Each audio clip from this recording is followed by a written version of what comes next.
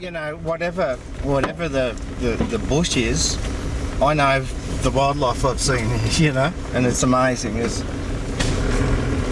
had koalas drinking out of the frog pond early in the morning, and real rainforest pioneer stuff right through, if not much. And you've seen koalas around here? Yeah, several of them. This small, young generation. I've found a koala skeleton on the property once. That was pretty scary because there's claws and that looked like something out of a movie. Really hairy. I always tell the story of it. This is Ellis State Forest on the Dorrigo Plateau. Just typical mixture of rainforest, wet sclerophyll, with occasional dry sclerophyll on the ridge tops. This is going to be logged right here.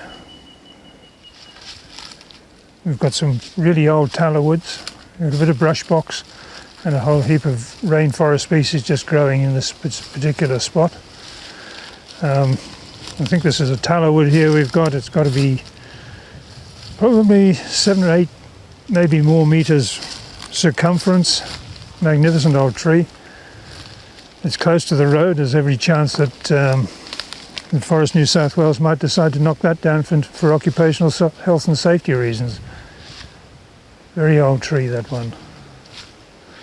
Yeah, the importance of these forests on the plateau here is that they've all been mapped as refugia for climate change.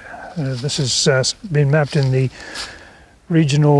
Northern Rivers Regional Biodiversity Management Plan and also the federal plans of management.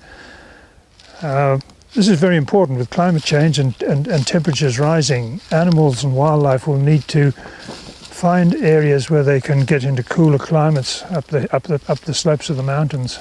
So this is really critical for them. There are a heap of threatened species already known to occur here. There are koalas, of course, with the tallow woods. That's their, bread and butter stuff up here. There's glossy black cockatoos, quolls, and the usual range of yellow-bellied gliders, and a range of owls, forest owls. There's some really big trees in here.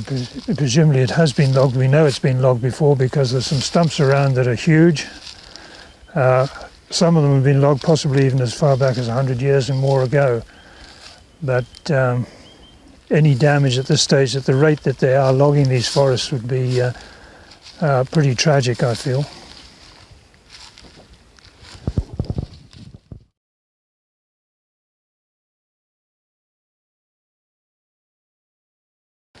Back in another section of Ellis State Forest here, and we thought we'd stop here because this is an absolute classic example of bad forest management and a result of overlogging.